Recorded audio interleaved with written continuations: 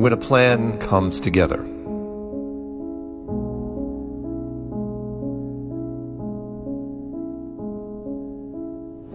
I have a lot to cover in this rant, so let's not waste time with a lot of extra framing.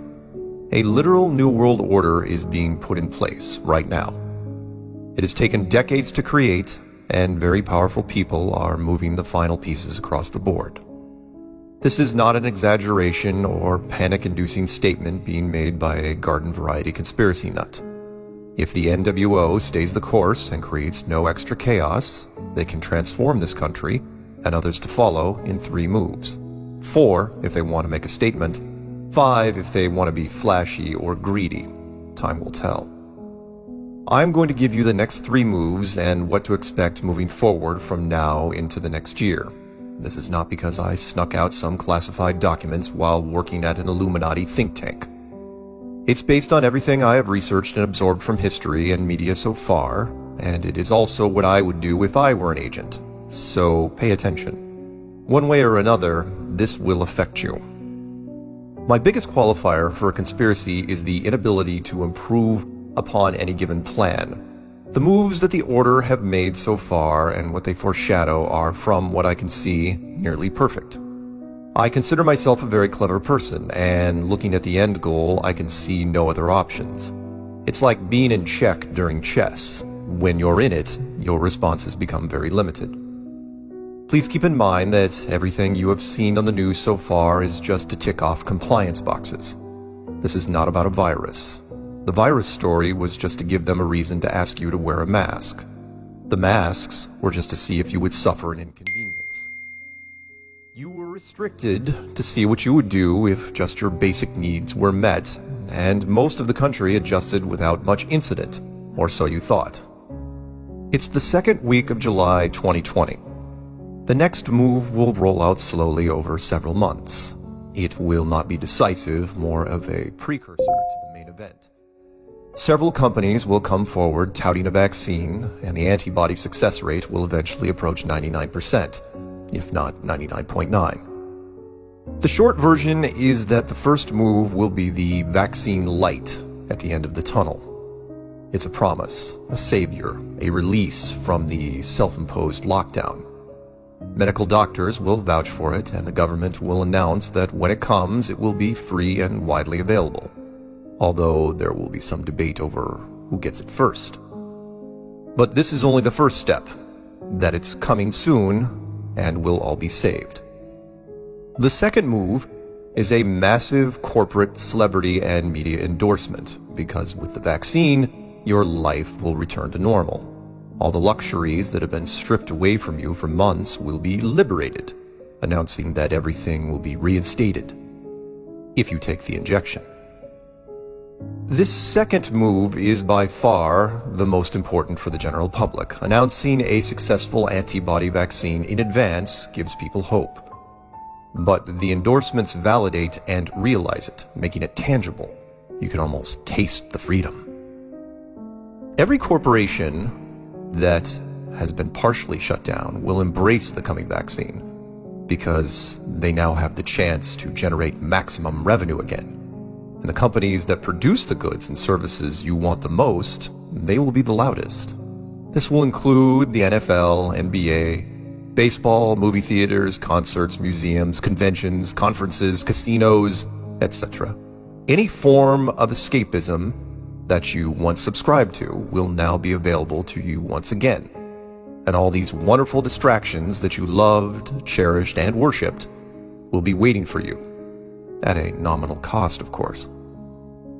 The media will then launch a pro-injection campaign blitz like you have never seen. Every day will be stories of hope and a return to normalcy as institution after institution climbs on board the vaccine train.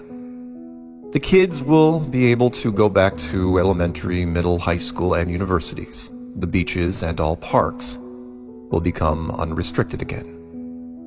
You will be able to travel domestically without checkpoints, and internationally, well, we will get to that.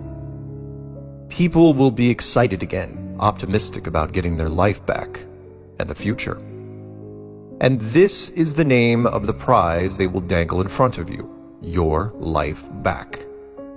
Everything that has been kept from you will now be returned for a small and very reasonable ransom. And most of the people you see walking the streets will not even resist, because it's easy. Like all great plans, the general public will instinctively understand it at first glance. The Order has kept people in the dark for months. Nowhere to go, nothing to do, money is tight, and prospects are bleak. People are so currently restless, they riot in the streets because it's something social they are allowed to do. And they have nothing else on their dance card. Dance cards used to be a thing, by the way. Think about this from the average person's point of view, someone who doesn't want to hear the truth, who doesn't believe in any conspiracies no matter how small. These people will knock each other over for the injection. You thought the Costco lines were long? That was toilet paper. Standing in line to get your life back will be bigger than the new iPhone, and almost as rewarding as having Oprah give you a new car for going to her show. That was a thing too. 1986. Look it up. Mainstream will hover outside as the first people get their vaccines, amplifying their enthusiasm, reinforcing the narrative. You'll hear the usual words and catchphrases repeated again and again about how relieved they are, couldn't wait to get back to normal, and so happy that everything is going to be the way it was before. But it's not going to be like it was. Not exactly. You knew there was going to be a catch, right? As first-year economic professors are fond of saying, there is no such thing as a free lunch. I never really liked that quote. What they should be saying is that everything has a cost. Remember that this isn't about cases or deaths or even testing. This is about compliance. The vaccine will be offered to everyone, tested or not, for free. And the price will sound small, that being confirmation. Confirmation is the third move. The third move in this whole process is authentication, meaning proof that you have gotten the shot. This isn't like lying to the doctor when you say you've had your tetanus injection. This one has to be authenticated. It has to be registered into an international database. It's the only way to close all the loopholes and exploits that people would create. Without confirmation, everyone would just say they got the vaccine. They would lie. Not because they are bad people, they would do it out of laziness. Most of the general population wasn't scared enough during the initial numbers to even drive a few miles out of their way for testing. Getting a cure only motivates someone if it's mandatory. It's this third move which is oh so clever. You see, by requiring authentication of the vaccine, you give people a double reward, in that you give them their lives back and they get to take off their mask. Meanwhile, the roles are then reversed for the other side. The option for those who do not want the shot will then be given the option of wearing a mask. Before, the masks were seen as a sign of citizen compliance and the majority of people wore them. Once the vaccine is released, masks will be seen as non-compliance and only worn by the minority. To add insult to injury, it will be a double punishment. People who never wore masks because of their ability to see the truth will now be forced to wear the very thing they made fun of. The mask of the sheeple now becomes the mask of the awoken. I know what you're thinking. You're defiant. You won't take the shot or wear the mask. You're right, the mark system has certain limitations, especially in rural areas.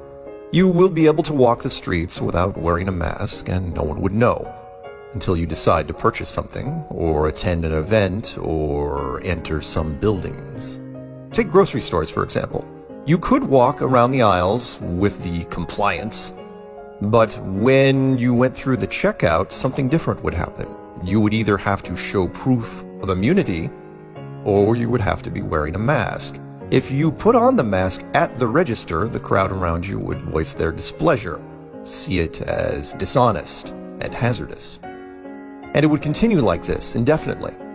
Let's say you went to a football game. You would need the mask to get in. You could take it off once inside, provided that no one saw you do it. Then you would just have to deal with concessions. Maybe bathrooms.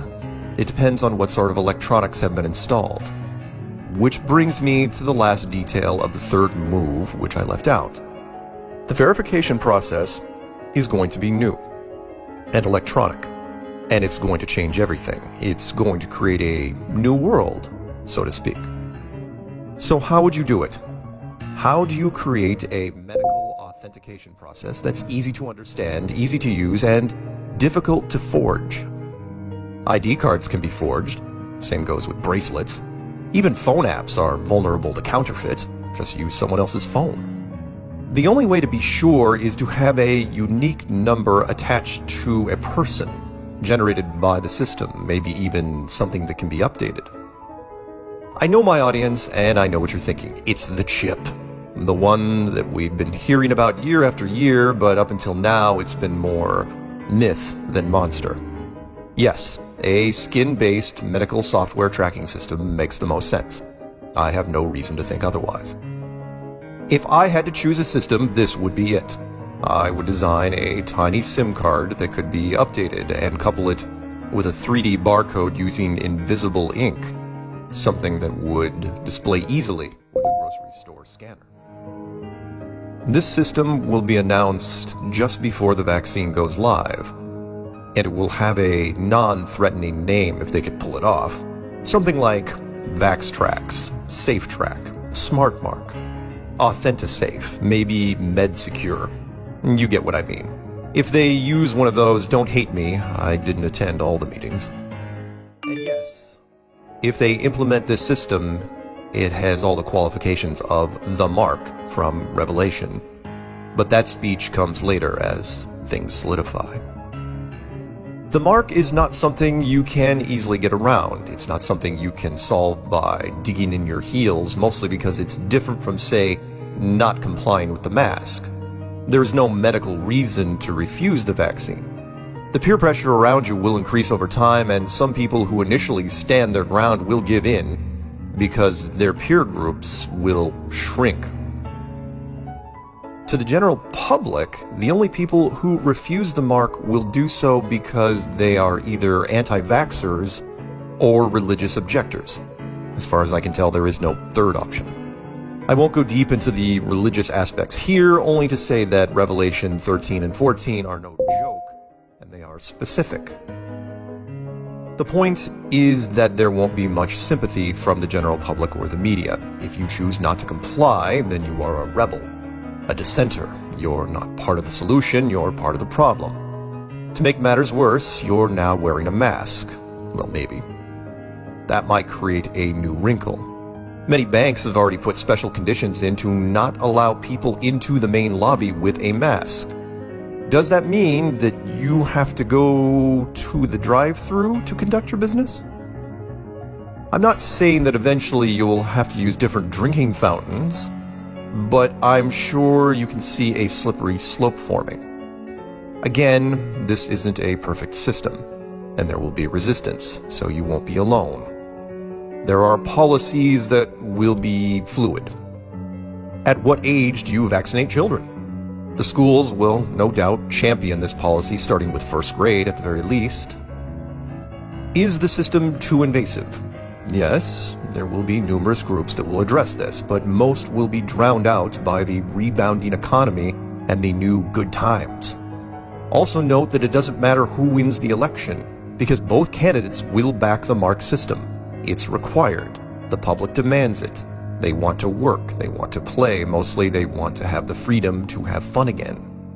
Conservatives probably don't want to hear this, but give it some thought. If Trump wins, the vaccine guarantees him an improving economy and nothing but potential growth for his entire term.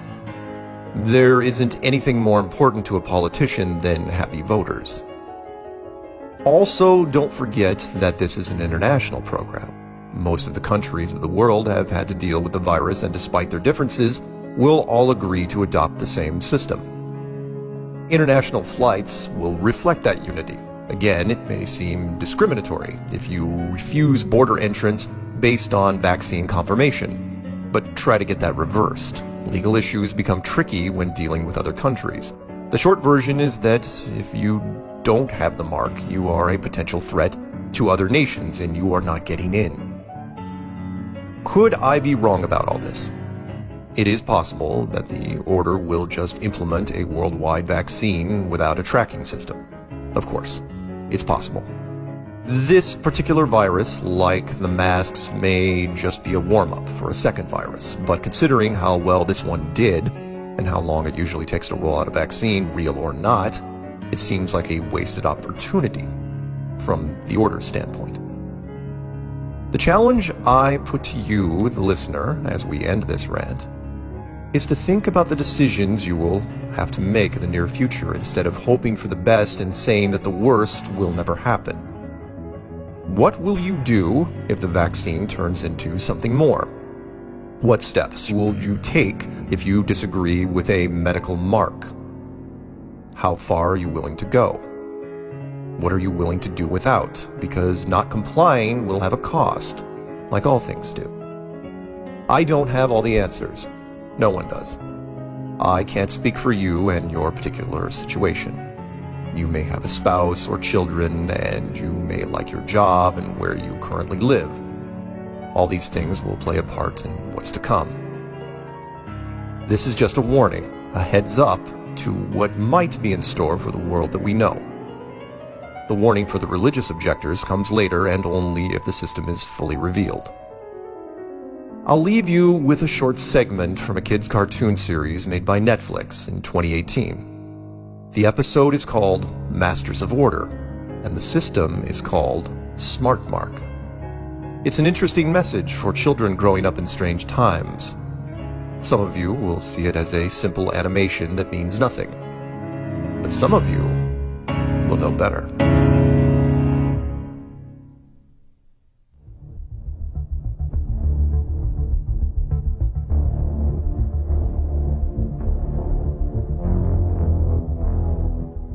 Charter City is stunned by the sudden rollout of Rook Unlimited's most fantastic device ever. The Smart Mark. Throw your other devices away, because the Smart Mark is more than just a phone. It's part of you. Use it as cash. Book your travel. And even shoot video. Distribution points are all over the city. And don't let the lines discourage you. The Rook Unlimited Smart Mark is worth the wait. I never realized how wonderful technology could make me feel. The Smart Mark has brought order to my life. And the best part? It's absolutely free. A gift of thanks to our city from Rook Unlimited.